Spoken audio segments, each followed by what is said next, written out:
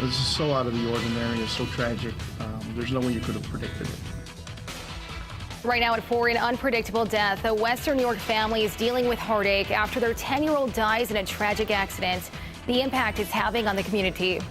Plus, facing a judge, a teen accused of helping start a deadly fire learns his fate. How things ended in court months later. When it comes to the attorney, I mean, anything's possible. And the big dance in Buffalo. We are hearing from fans watching the first round of March Madness in the Queen City.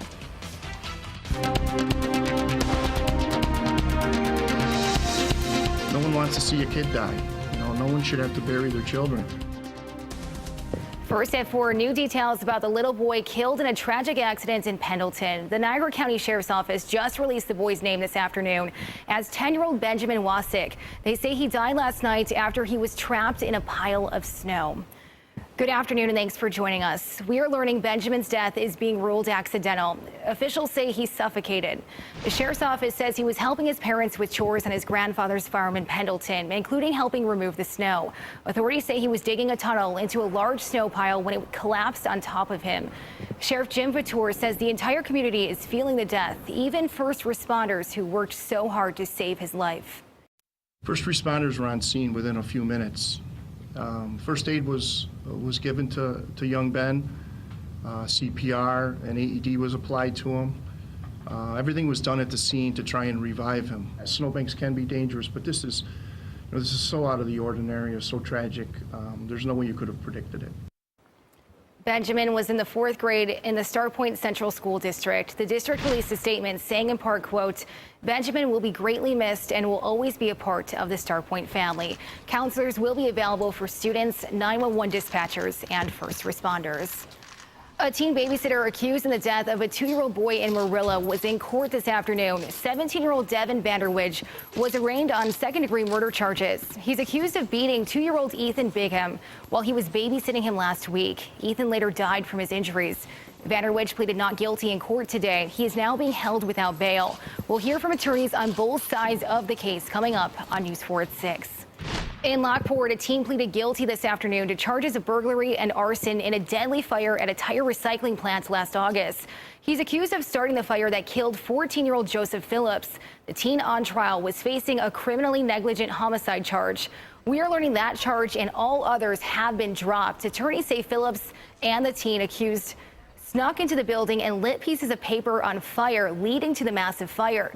News 4's Dave Graber is following this story. He'll have the latest on the case on News 4 at 5. Police in the town of Tonawanda are looking for a man who's been missing since last weekend. 55-year-old James Daniel was last seen Saturday. Police say he was most recently seen in Batavia and Allegheny.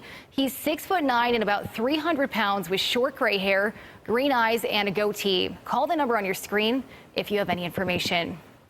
And turning to your 4-1 forecast, can you believe that this is what it looked like yesterday in Buffalo, and this is what it looks like today. Well, snow slammed our area for 2 days. Now the sun is shining as we take a live look over downtown Buffalo. Andrew, isn't the saying that if you don't like the weather today, you should stick around until tomorrow, right? Yeah, especially here in Western New York, that rings extremely true. And today, actually a beautiful looking winter day out there. All the sunshine doing a number on that snow, melting the snow. And at this rate, it's not looking like that snowpack's going to be around for too long, as we are just over 3 days away from spring. Here's a quick look at the 190 around Hamburg. Again, roads out there looking pretty good. Otherwise, just some snow out there on the sides of the roads, on the grass, and a lot of that having melting and some dry pavement. So that's good news for anyone doing traveling, and of course for all the fans in town for the NCAA tournament. Here's a look at the satellite and radar. High pressure building in. We still have some clouds south of the city and even a few flurries down across the southern tier,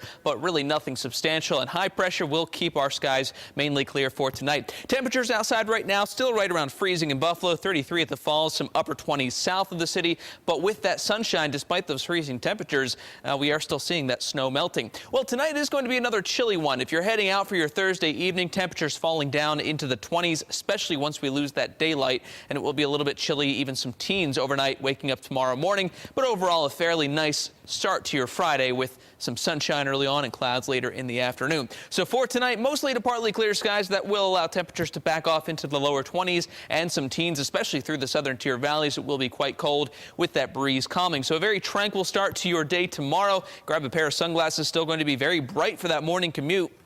Increasing high clouds getting into the afternoon, actually tracking some light snow developing late tomorrow evening into Saturday. Coming up in your full 4 and forecast, show you the models and time that out, let you know any impacts for the upcoming weekend. Andrew, thanks. And remember, you can get the latest forecast in 2 easy ways. Download our free Forewarn weather app or log on to WIVB.com for the most up-to-date forecast.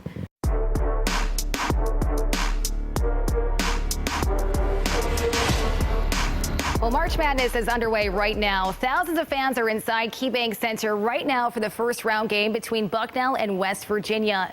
News 4's Allie Ingersoll talked to fans visiting the Queen City.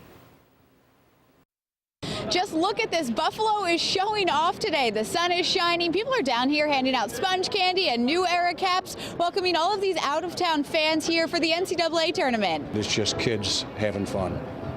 That's really what it is. The fun for fans has been taking place since before tip-off, with welcome parties going on at restaurants and events happening in hotels. I'm glad they've got some of this good revenue for the area.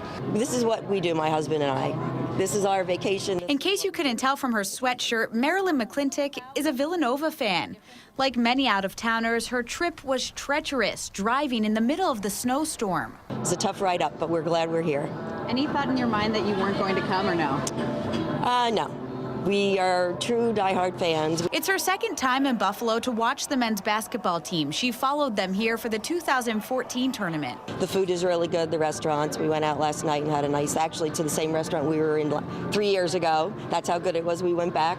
Fans are also noting friendliness from locals as one of the reasons they're really enjoying being in Buffalo. They're very welcoming, and it's like I said, it's a great city. Charlie Woodruff has traveled to Buffalo 3 times now to watch NCAA basketball games. He says he's noticing the changes taking place. There's more things. The 716 Club, they've really built it up, doing a nice job, which is good to see. Locals who have been watching the growth happen over the years say they're excited all of this madness is shining a spotlight on the city. It's great to see Buffalo really take a national stage here today.